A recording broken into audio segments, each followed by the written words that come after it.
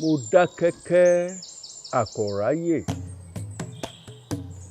ọmọ ogun tẹ̀lúdó ọmọ akin lójú ogun ọmọ ogun sùwápọ̀ ní Modakeke ilé ọmọ tó fìjà gbòde bíjà ọba sí máa ń lọ tẹ̀lú ìdákẹ́jẹ́dó máa wá wo bàbá ẹni tó máa tọ́ mi ẹni bíi kùkùté ara ẹ̀ ló mì.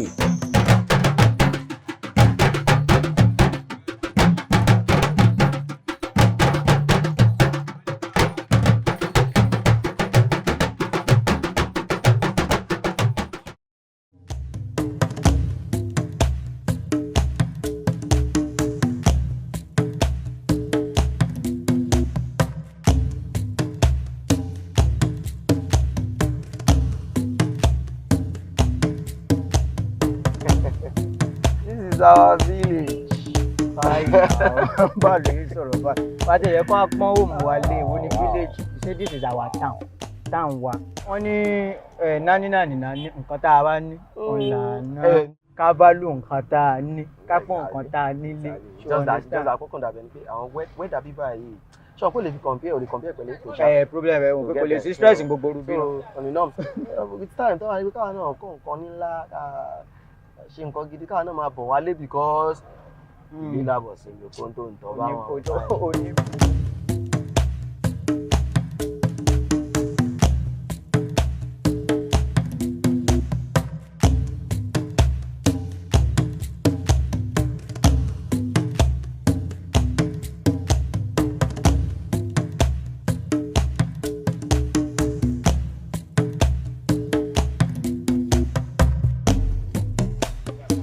Ẹ kú ṣẹ́ o bros.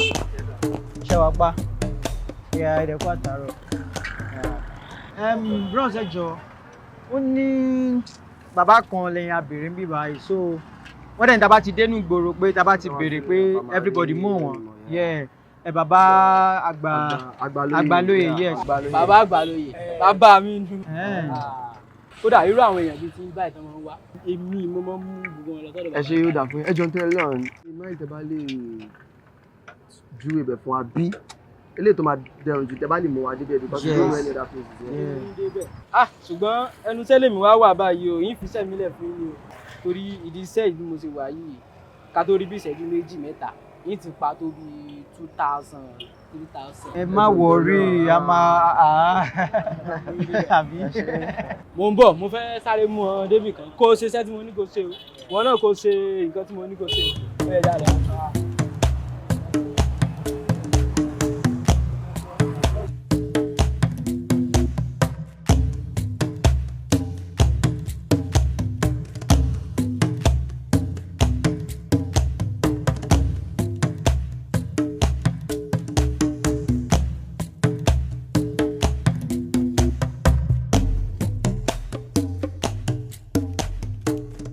Bàbá o. Bàbá o. Tánù, ta ló pariwo bàbá? Ẹ̀yin tí ẹ ní. Ìlàrí gbọ́. Ẹ kọ́ sí. Àwọn àlejò yìí náà wá láti àti ìyá ẹ̀kọ́ náà ti wá bó ti wà yìí o. Ẹ rí. Bàbá náà fẹ́ rí. Ẹ jẹ́ bá yín pè wọ́n wá. Bàbá o.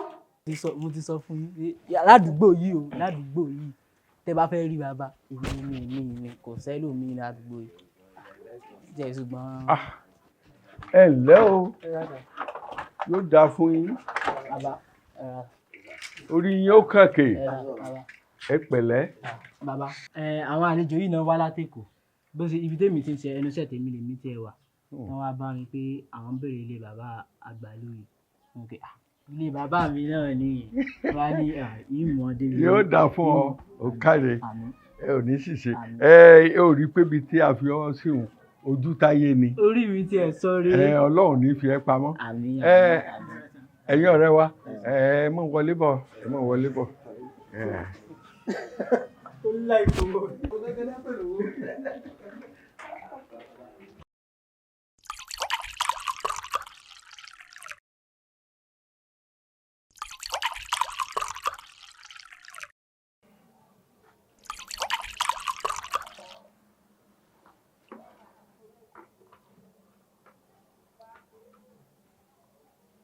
ó káre Àjọkẹ́ ọmọ màá ṣe ó káre.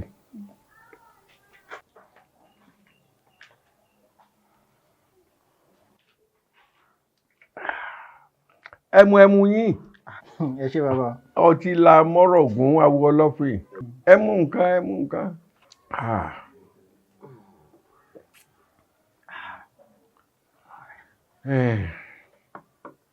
kí wàá ní ẹni kì í ṣe fún yín báyìí o.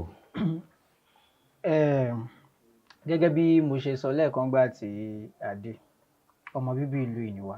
ní Modakeke. ní Modakeke wà bẹ́ẹ̀ ni ṣùgbọ́n àmì èjì tẹ̀ ń wò yìí ẹ̀yìn odi ni wọ́n bí wa sí. so ó dẹ̀ máa ń dùn wá tá a bá wà ń bómi gbàmù tá a sọ fún wọn pé ọmọ Modakeke ni wá o Modakeke la ti wá o. àkíkà. ṣùgbọ́n a lè sọ nǹkan kan nípa Modakeke. bó ti lè jẹ́ pé orúkọ agboolé wa nìkan la. ìyẹn nìkan la mọ̀. ẹ dẹ̀ mọ̀ pé gẹ́gẹ́ bí ọ̀rọ̀ ẹ̀yin àgbàlagbà náà ni ẹni ọmọdé tó bá sọ lẹ́nu ó sọ àpò ìyàkọ tó ṣe bí òwe bàbá. ẹ rí mi pa. àṣẹ bàbá. orí yín ò ní dàrú. àṣẹ bàbá. ẹ káre.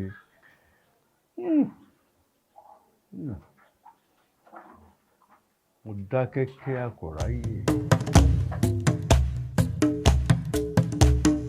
Modakeke jẹ́ ìlú kan pàtàkì ní ìpínlẹ̀ Ọ̀ṣun ní apá gúúsù ìwọ̀ oòrùn orílẹ̀-èdè Nàìjíríà pẹ̀lú àwọn olùgbé tó lé ní 1,500 ìyẹn 300,000 pẹ̀lú ètò kànìyàn tá a ṣe ní ọdún 1999 tá a sì gbàgbọ́ wípé ó ti lè tó ìlọ́po méjì sí i ní ọdún tá a wà yìí.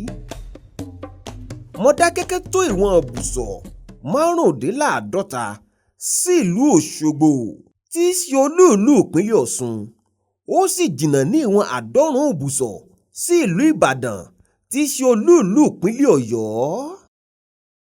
Wọ́n a máa pe àwọn ará Modakeke ní Akoraye èyí tí í ṣe gẹ́gẹ́ bí ìpínlẹ̀ orúkọ wọn. Àgbẹ̀ tó ṣiṣẹ́ àṣejèrè ni wọ́n bẹ́ẹ̀ sì ni akíkanjú lójú ogun ni wọ́n. Gẹ́gẹ́ bí ìtàn ṣe sọ àtẹ̀lú Modakeke dó ní nǹkan bí ọdún 95 ìyẹn 175 sẹ́yìn lẹ́yìn ìgbà tí ogun Fúlàní kọlù wọ́n ní ìlú Ọ̀yọ́ àtijọ́. gbogbo ìlú yòókù wọ́n bẹ̀rẹ̀ sí bẹ̀rù pé àwọn Fúlàní wọ́n bá wọn jagun. wọ́n bẹ̀rẹ̀ sí sá kúrò ní ìlú náà tí wọ́n wà tẹ́lẹ̀. gbogbo Òkè Ògùn, Ṣakí, Ṣẹ̀pẹ̀tẹ̀rí, Ìràwọ̀, Ìṣẹ́yìn àti Òtù ìlú bẹ́ẹ̀ bẹ́ẹ̀ lọ. wọ́n sá wá sí Ile-Ife. bẹ́ẹ̀ náà ni ó dé Ògbómọ̀ṣọ́ nígbà tí àwọn ará Ìbàdàn gbọ́ àti àwọn Òwu wọ́n bẹ̀rẹ̀ sí ronú pé làwọn náà ó ṣe ọ̀pọ̀lọpọ̀ nínú wọn wá sí Ile-Ife. ṣùgbọ́n bí wọ́n ṣe ń sá fún ààbò wá sífẹ̀ pé káwọn lè rí ààbò bẹ́ẹ̀ ni ọ̀pọ̀lọpọ̀ jẹ́ oníṣòwò ní Ọ̀yọ́ táà náà wá sí Ile-Ife láti wá jókòó láti máa ṣiṣẹ́ òòjọ́ wọn. ọba tí ó sì gbà wọn lálejò ń gbà yẹn ọba kí wọ́n èrò ni ó gba wà lálejò tí wọ́n dẹ̀ jókòó tí wọ́n dẹ̀ tẹ kẹ̀tẹ̀ǹfẹ̀ sí Ile-Ife wọ́n darapọ̀ mọ́ àwọn ará Ile-Ife tó yẹ pé ń kálukú wọ́n bẹ̀rẹ̀ sí í ṣe àwọn tó dẹ̀ dé gbà oríṣiríṣi iṣẹ́ náà ń ṣe torí akíkanjú ni wọ́n níbi tó ti ń bọ̀ lọ́wọ́ jagunjagun náà ṣùgbọ́n ogun wọn àfẹ́ kógun ó kún àwọn náà fi ń sábọ̀ ní Ile-Ife wọ́n dẹ̀ dé Ile-Ife wọ́n fọkàn balẹ̀ ń bẹ̀. lẹ́yìn ìgbà díẹ̀ tí àwọn Ọ̀yọ́ ti wà ní ìlú Ile-Ife àwọn ará Ile-Ife bẹ̀rẹ̀ sí yà wọ́n sọ́tọ̀ kúrò lára wọn bẹ́ẹ̀ ni wọ́n sì bẹ̀rẹ̀ sí lò wọ́n nílò ìdọ̀tí nípa fífi wọ́n ṣe àwọn iṣẹ́ lóríṣiríṣi.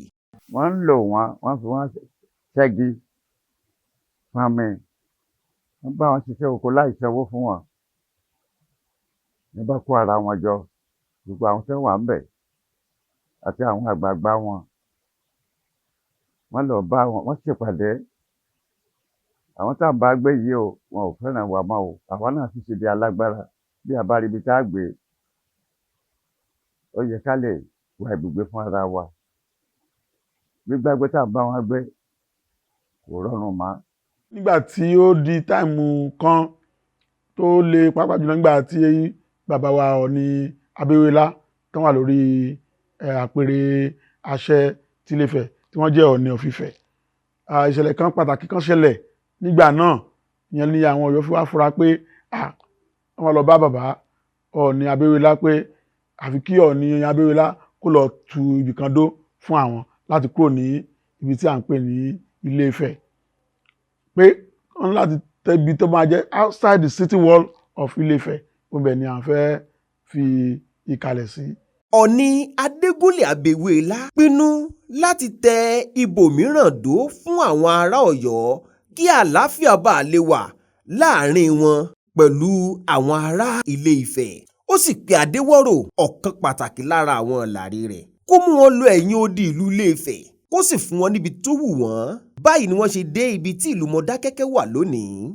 N tó jẹ́ kí a súnmọ́ Ifẹ̀ ni wípé kò fẹ́ ká rìn jìnnà, torí pé ó rí pé akíkanjú ni wá, pé òun sì lè rí wa lò tí wàhálà bá dé ní Ilé-Ifẹ̀, nítorí pé àwọn ọ̀pọ̀lọpọ̀ àwọn ogun ní àti gbógun ti Ilé-Ifẹ̀ ńgbà náà, so ní ò jẹ́ ká jìnnà réré sí Ilé-Ifẹ̀.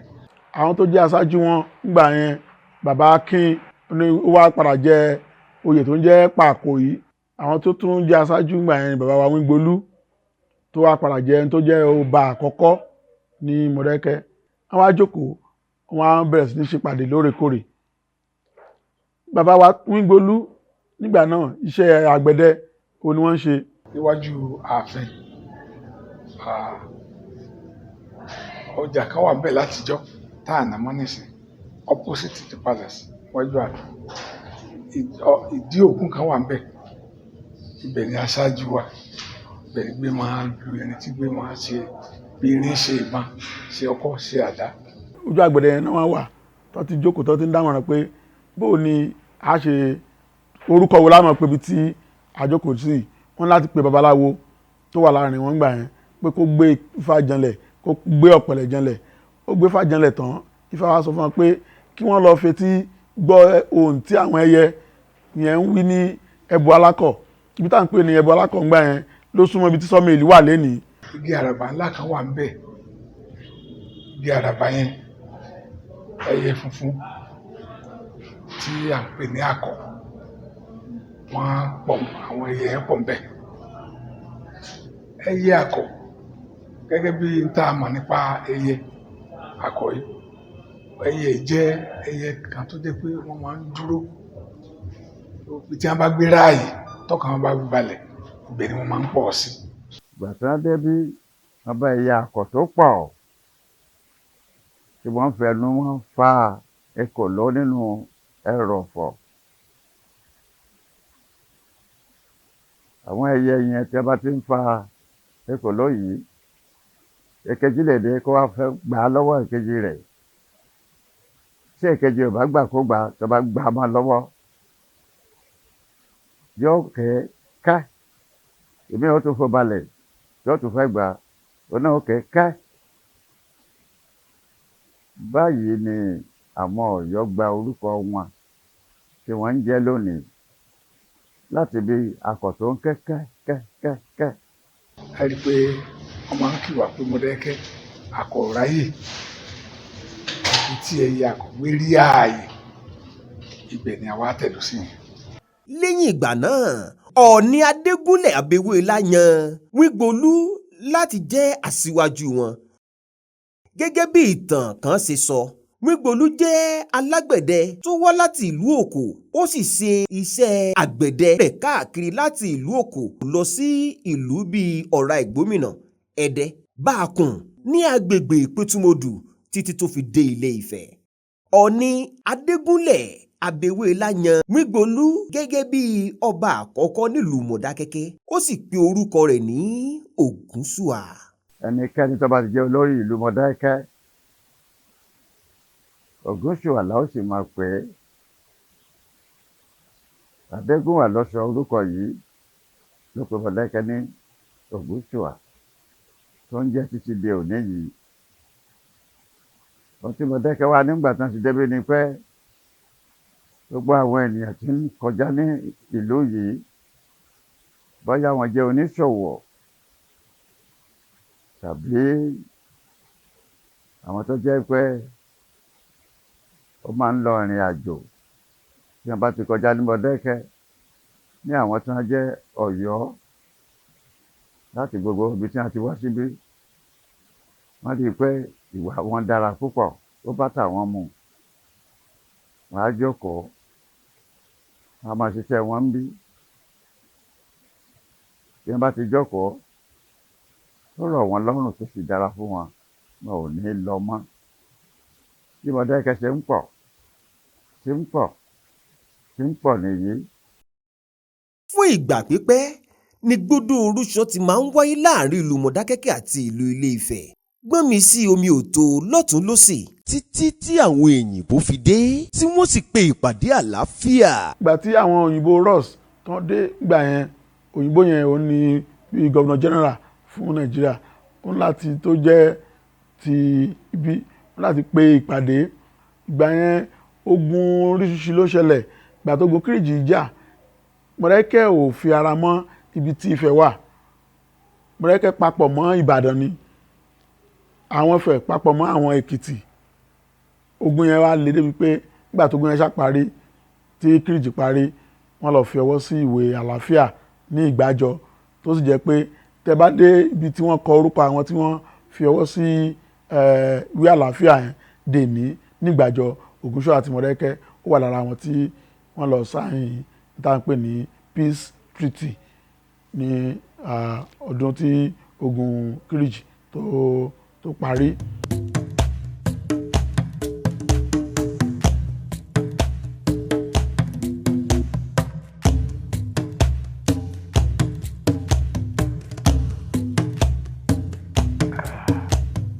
ẹmẹmu yín ẹmẹmu yín. mo lérò pé ẹ ń fọkàn bá mi lọ mo ṣe ń ṣàlàyé. Bẹ́ẹ̀ ni bàbá. ló dà fún yín káre. àmọ́ bàbá ọ̀rọ̀ kan máa ń rú mi lójú tí bá wà lágbègbè mi pẹ̀lú àwọn èèyàn mi kankan àní ìmọ̀lẹ́ sọ pé tó máa ń fi ìlú wa oníkálukú ẹni tó máa sọ fún wa láti bí kan so èmi náà wá sọ pé Modakeke lèmi náà ti wà Modakeke Akoraye àwọn ẹlòmíràn ní Modakeke Akoraye àwọn ará ọdí òmu rèé so I'll be like ọdí òmu kẹ mi ò understand Modakeke Akoraye ọdí òmu inú mi á dùn ẹ bá lè yìí.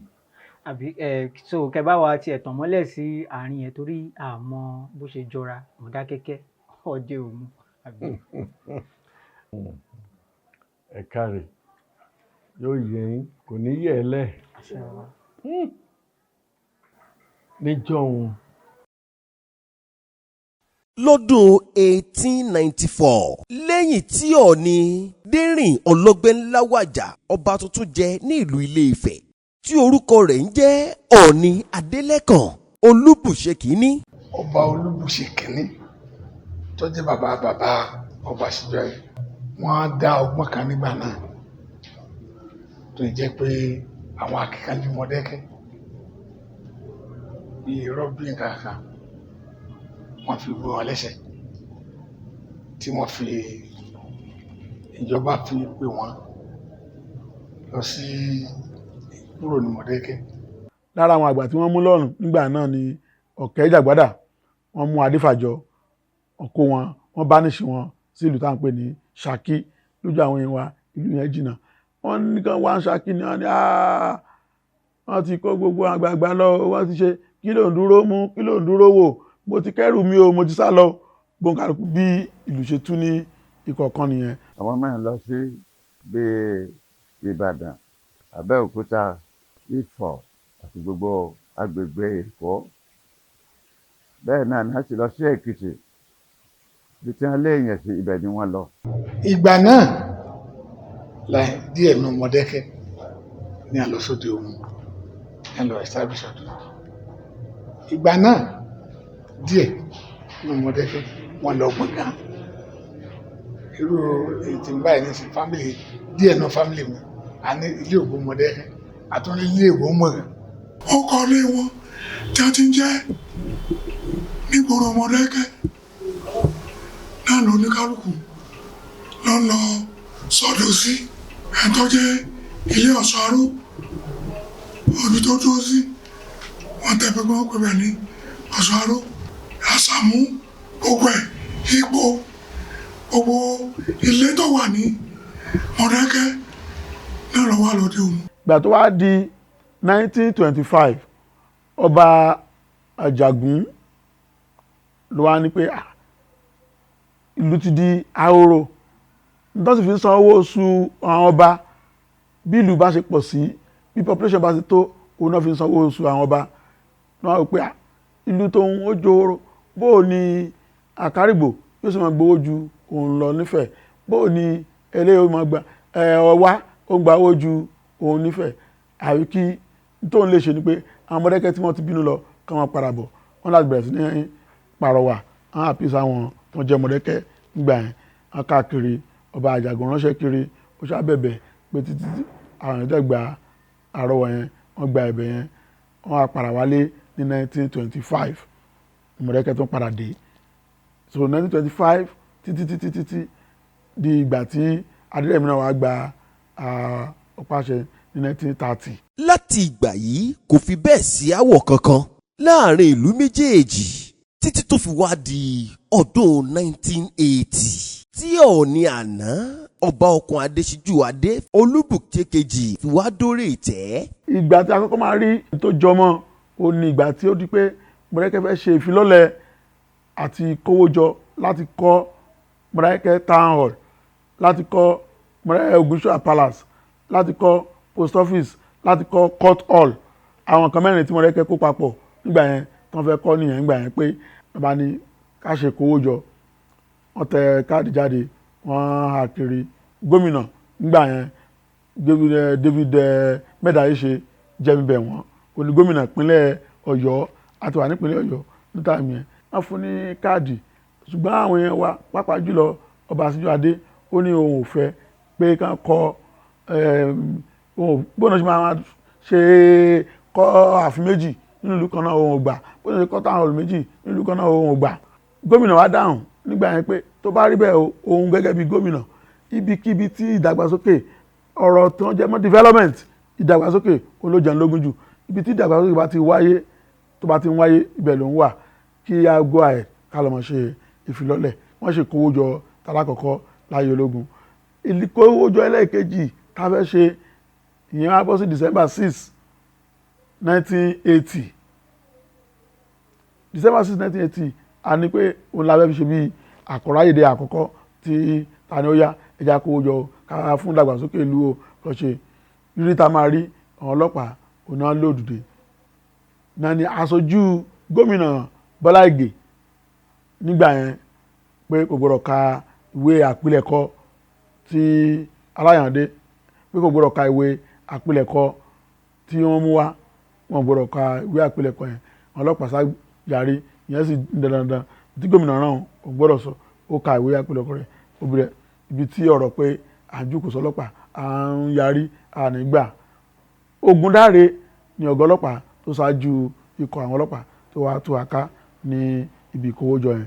nígbà tó di ọdún 1981 aáwọ̀ mìíràn tó bú jáde o ìyẹn lórí ìjọba àbílẹ̀ tí Modakeke ń béèrè fún lọ́wọ́ ìjọba ìpínlẹ̀ Ọ̀yọ́ lọ́dún náà lọ́hùn. gbogbo àwọn èèyàn ni wọ́n ní ká máa béèrè fún local government àwọn Modakeke náà sì béèrè gẹ́gẹ́ bí gbogbo ayé ṣe ń béèrè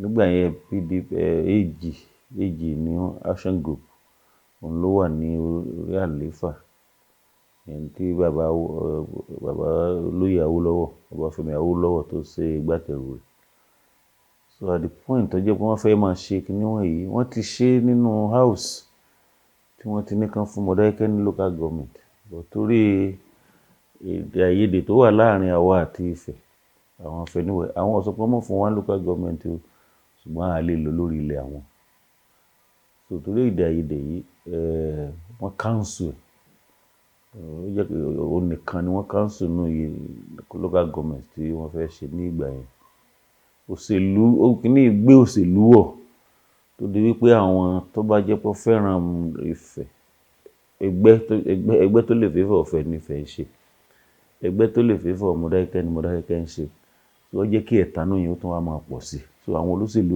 wọn gba kíní ẹ̀ lọ́wọ́ ìlú méjèèjì. Nígbà tó di ọdún 1996 ọ̀rọ̀ ìjọba àbílẹ̀ yìí tún wáyé lẹ́ẹ̀kan sí i láàrin Ifẹ̀ àti Modakeke nígbà tí wọ́n béèrè fún ìjọba àbílẹ̀ lọ́wọ́ ìjọba àpapọ̀. Ìgbà yẹn mo jẹ́ alága ààrẹ ẹgbẹ́ Modakeke, president MPU. Wọ́n ní ká béèrè fún local government. The federal government wọ́n ní ká wá ẹni bá fẹ́ kó béèrè fún local government. A dẹ̀ béèrè fún local government Ifẹ̀ North East. Nígbà yẹn a kọ lẹ́tà àkọ application àsẹ̀ǹdẹ̀ lọ. Nígbà Ifẹ̀ náà béèrè fún Ifẹ̀ state. They object sí. Modakeke ò sọ pé rárá. Ṣùgbọ́n kí wọ́n sá fáwọn ní local government ni. Ṣùgbọ́n tó tún àfà wàhálà ni pé nígbà tí wọ́n máa ṣe ètò yìí, Modakeke ni wọ́n fún ní local government, Ifẹ̀ East local government. Òun ni wọ́n pè. Wọn ò fún wa ní Ifẹ̀ Odùduwà state. So kàkà kí kó ọmọ jẹ̀sẹ̀sẹ̀ kan fi ṣàwàdà ní pé tí Modakeke ó fi di pé òun ní ọ̀wà jẹ́ pé àwọn ní ọ̀wà gba local government tí ò fún wa ní Odùduwà state bí wọ́n ṣe di pé wọ́n tẹ̀sẹ̀ bọ́ nìyẹn. Wọ́n lè yí council yẹn mọ́ wa lọ́wọ́ kúrò ní Ifẹ̀ North East wọ́n sọ di Ifẹ̀ East àwọn àgbẹ̀ headquarters wọ́n gbé lọ sí Ẹnuwa. Ìyẹn ní gbogbo Modakeke gbà pé council sì máa lọ sí Ẹnuwa àgbà àwọn Modakeke wá bẹ̀rẹ̀ wọ́de pẹ̀lú sùúrù. Àwọ́de yẹn fún bí ọjọ́ mẹ́ta ṣáà wọ́de wọn káàkiri wọn tọ́yàn pín wọn ṣe.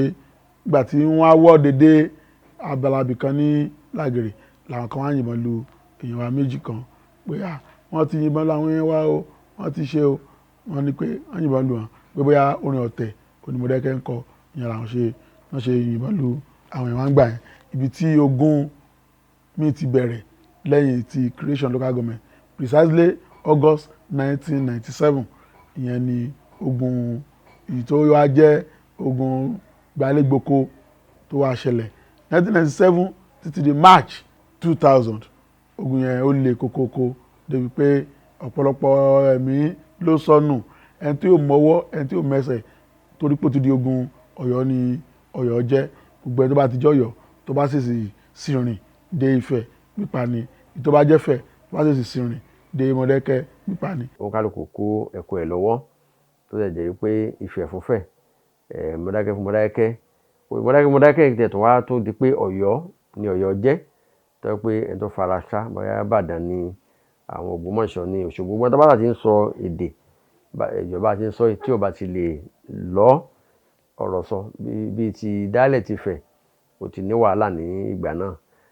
Kò tó wá mọ sáàrin ìgboro nìkan ogun ọba gbọ́rọ̀ ajé ń tà ń pè ní Ifẹ̀ àti Modakeke jẹ́ ó sì jẹ́ pé ó ba ọrọ̀ ajé t'Ọ̀ṣun gan jẹ́ torí pé nígbà tá a dé Ọ̀ṣun nígbà tá a kírètì Ọ̀ṣun láti ara Ọ̀yọ́ state nígbà náà ọrọ̀ ajé tó wà ní Ọ̀ṣun nígbà náà ìdábàdà sí mẹ́ta ìdá kan nínú mẹ́ta Ifẹ̀ ń bí ló wà Ifẹ̀ zone Modakeke ni Ifẹ̀ ni torí dé Ifẹ̀ tẹ̀dó àwọn orígbó torí pé Ọlọ́run fi kókó òfin kẹwàá ń bí ètò ẹ̀kọ́ lèmi wà ètò ẹ̀kọ́ tí mo sì wà náà ń gbà náà tá a bá kọ gbogbo iléèwé tó wà ní Ọ̀ṣun pátá ń gbà náà ìdá kan nínú mẹ́ta Ifẹ̀ àti Ifẹ̀ Modakeke ló kó. Ilé ìfihàn yìí pé àwọn èèyàn wà ń bí ó fi hàn pé ọrọ̀ ajé wà ń bí ó sì fi hàn wípé àwọn èèyàn ń tiraka láti fọmọ ní ètò ẹ̀kọ́ nígbà náà. Ẹni tó tún ràn án lọ́wọ́ ni pé táwọn pè ní University of Ife tó ń jẹ́ bàbá fi hàn lọ́wọ́ yunifásitì ní ìsìn ó tún bọ́ sí ọ̀dọ̀ wa ń bí ó jẹ́ kí àwọn ọ̀jọ̀gbọ́n àwọn ọ̀mọ̀wé kí wọ́n pọ̀ dáadáa níbí. Gbogbo ẹ̀ wá dojúrú ó jẹ́ nǹkan tí èèyàn gbọ́dọ̀ sọ̀tàn ẹ̀ ṣùgbọ́n ìbànújẹ́ ló jẹ́ ipò ọmọ ìyá méjì wọ́n gbógun ti ara wọn.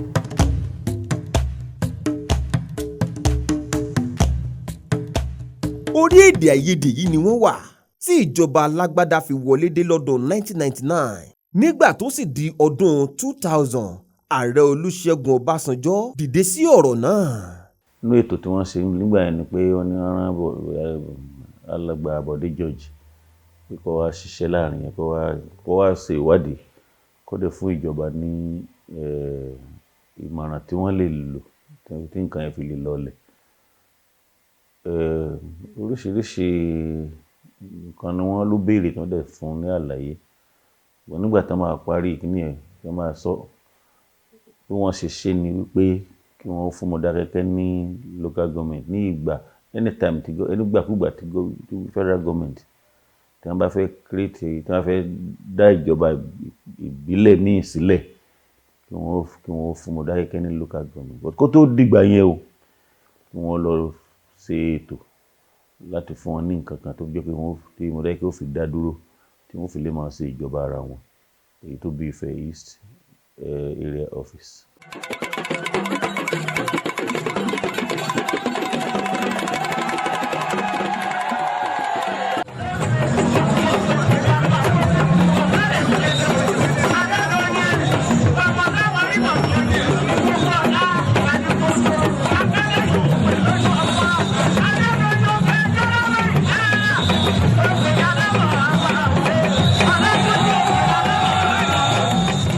Ìdùnnú ṣubú layọ̀ ní ìlú Modakeke ní ọjọ́ 5 oṣù kẹsàn-án ọdún 2009 nígbà tí Ògúnṣúà àná ìyẹn Ọba Francis Ọlátúnjí Adédoyin Olúgbé kìíní gbadé ìṣẹ̀ǹbáyé lọ́wọ́ Ọọ̀ni àná Ọba Síjú-adé Òkun-adé Olúbùṣe kejì tí gómìnà ìgbà náà ọmọọba Ọlágúnsóyè Òyìnlọ́lá sì gbé ọ̀pá àṣẹ lé e lọ́wọ́.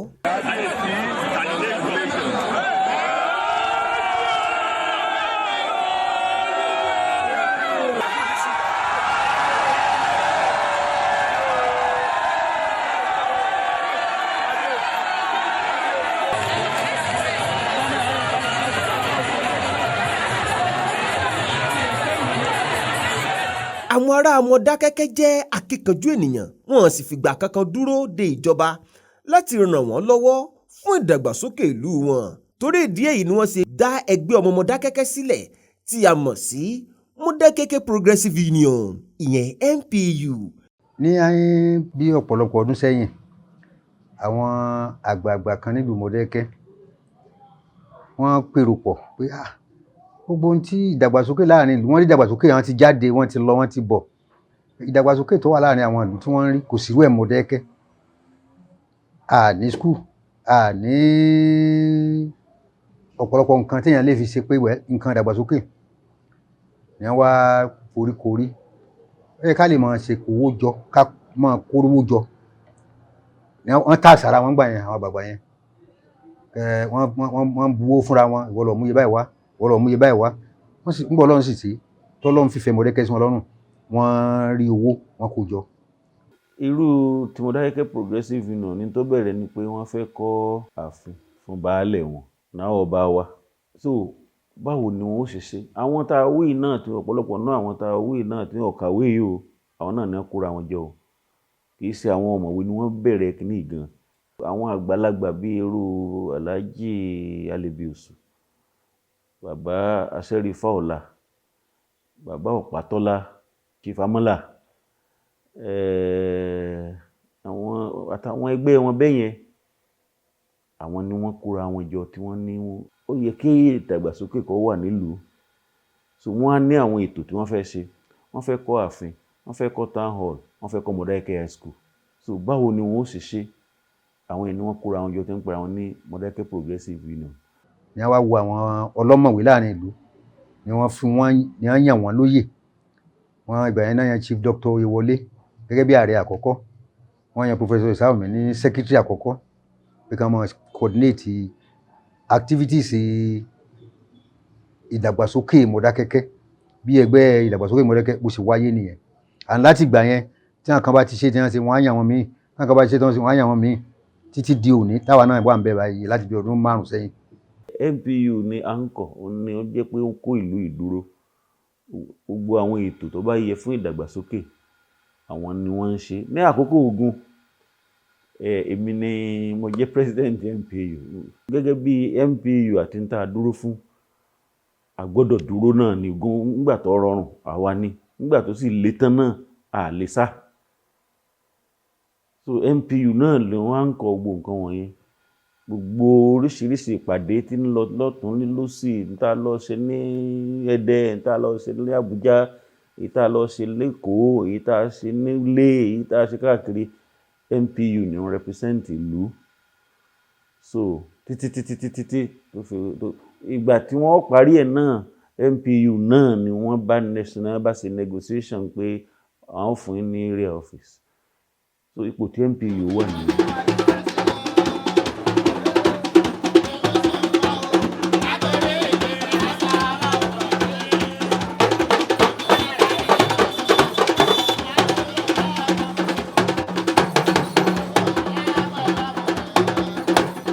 Ìdàgbàsókè ìlú Modakeke jẹ wọ́n lógún púpọ̀. Èyí ló fà á tí gbogbo ẹgbẹ́ ọmọ Modakeke lápapọ̀ nílé lóko lẹ́yìn odi fi máa ń wálé láti wá ṣe àjọ̀dún tí wọ́n máa ń ṣe lẹ́ẹ̀kan lọ́dún tí a mọ̀ sí Akoraye Day, eléyìí tó jẹ́ àkọ́kọ́ orú rẹ̀ nílẹ̀ Yorùbá.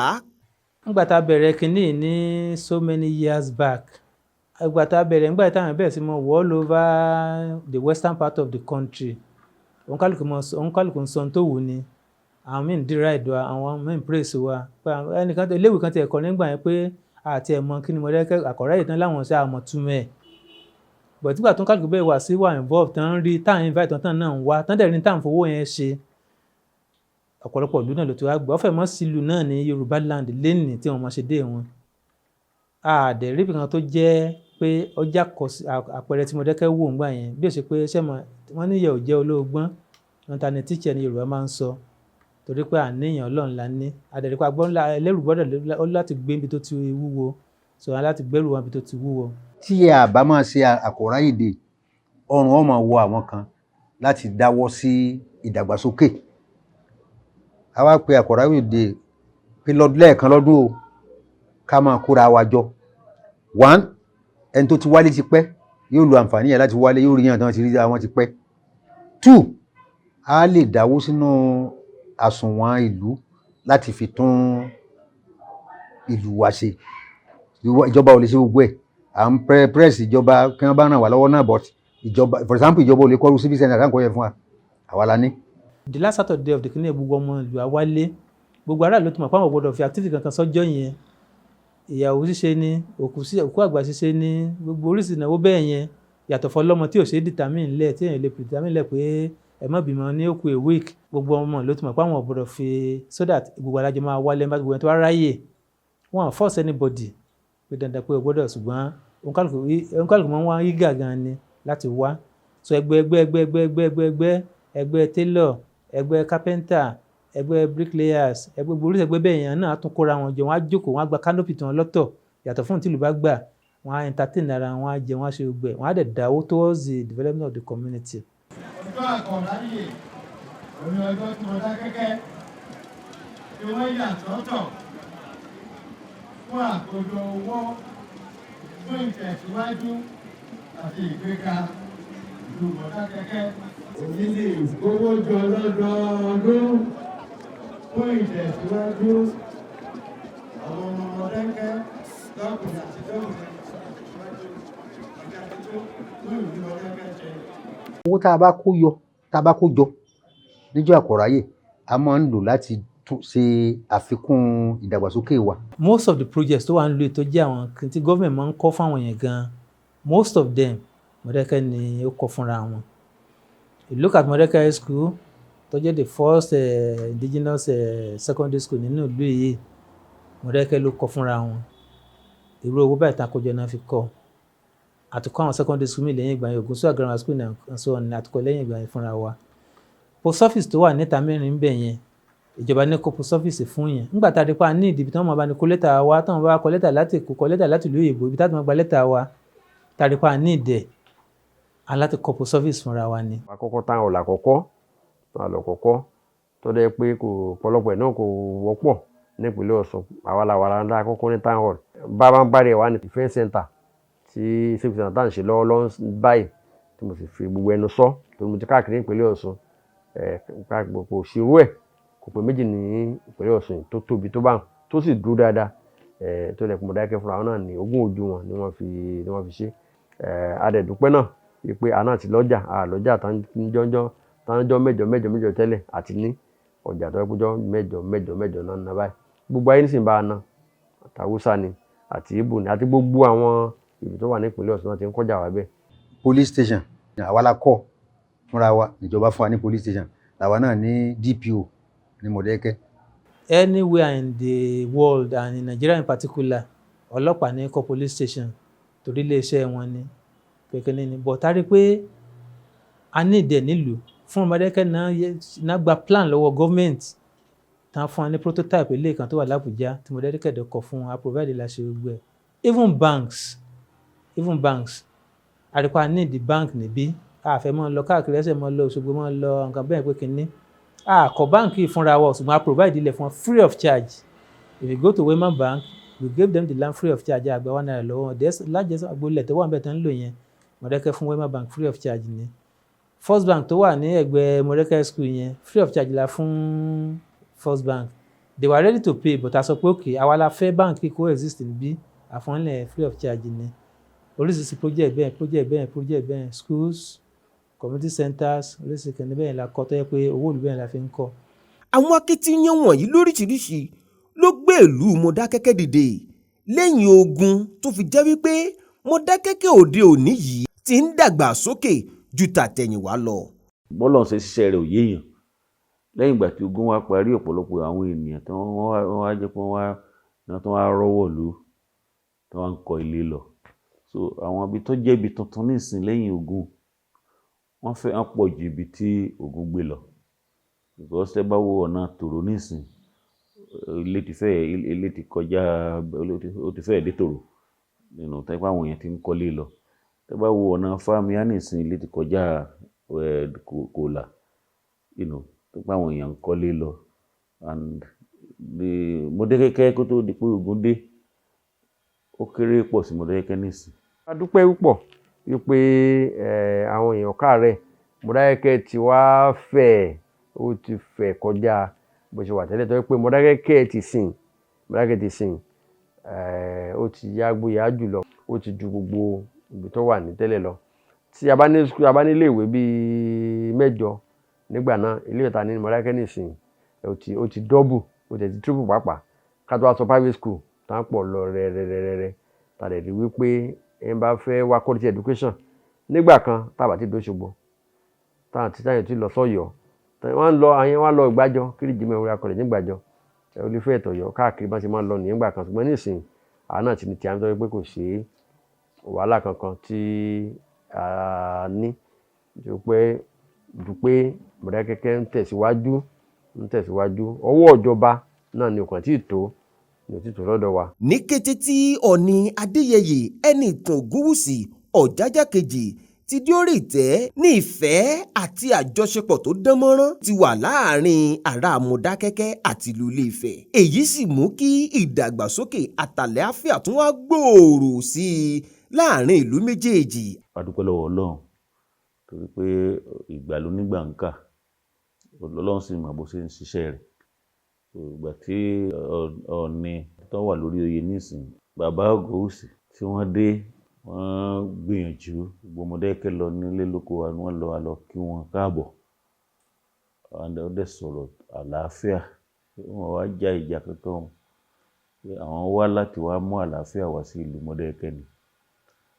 Láti ìgbà yẹn títí dé àsìkò tèmi pẹ̀lú yín sọ̀rọ̀ yìí ó ní àlàáfíà ti wà. Tí a bá pè wọ́n sí ohunkóhun máa wá ní ọ̀pọ̀lọpọ̀ ìgbà ló jẹ́ pé wọ́n mú owó lẹ̀ owó tara wọn máa ná fún àlàáfíà ìfẹ́ láàrin Ile-Ife àti Modakeke. Tí ẹnikẹ́ni bá mú ẹ̀sùn tí ò ní gbòǹgbò lọ síwájú wọn wọ́n fi ọpọlọ wọ́n fi gbé wọ́n sì make sure pé wọ́n parí ẹ̀ ní ìtòbí àti ìnùbí.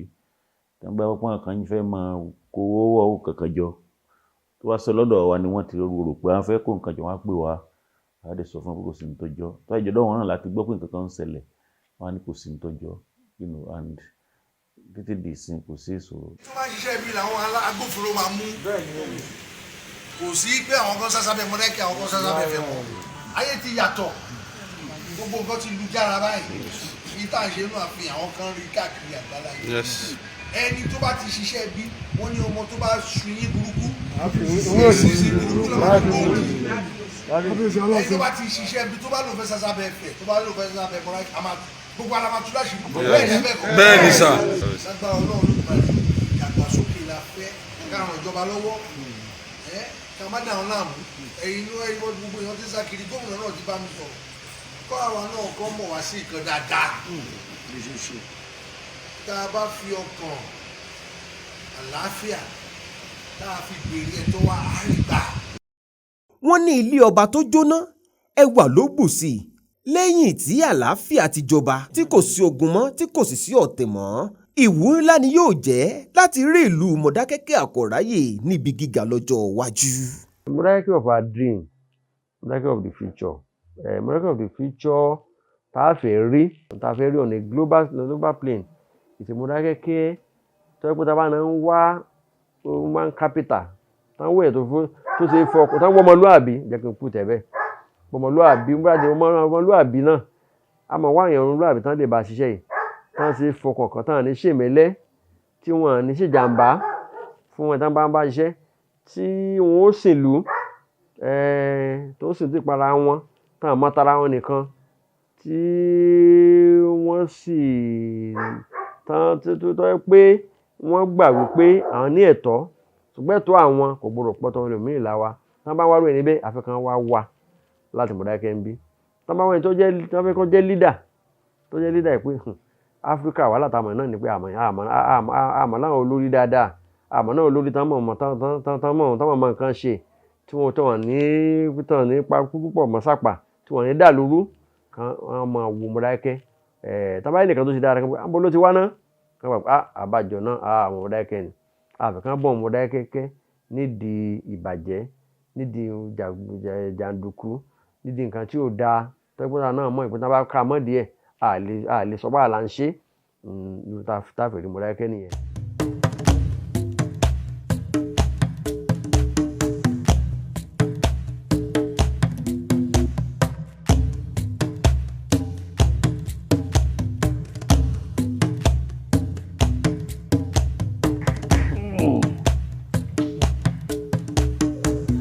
ẹ ṣeun bàbá ẹ kú òun látàárọ̀ àgbáyé adalẹ àṣẹ alẹ́ lè máa rí yín bá. àwùṣẹ ẹ̀yin náà ẹ kú àtàárọ̀ ẹ ṣeun bàbá.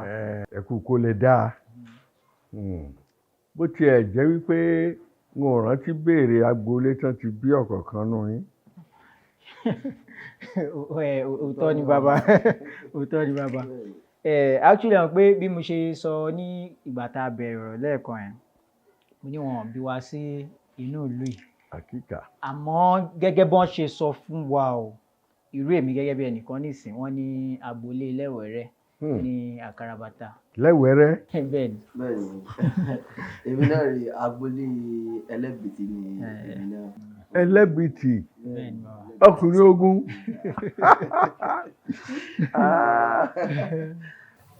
bàbá ó tiẹ̀ ní ìbéèrè kan tí mo fẹ́ bi yín kò sí ìlú náà tí kò ní lóríkì èmi ò móríkì wa pé báwo ni wọ́n ṣe ń kí oríkì Modakeke. oríkì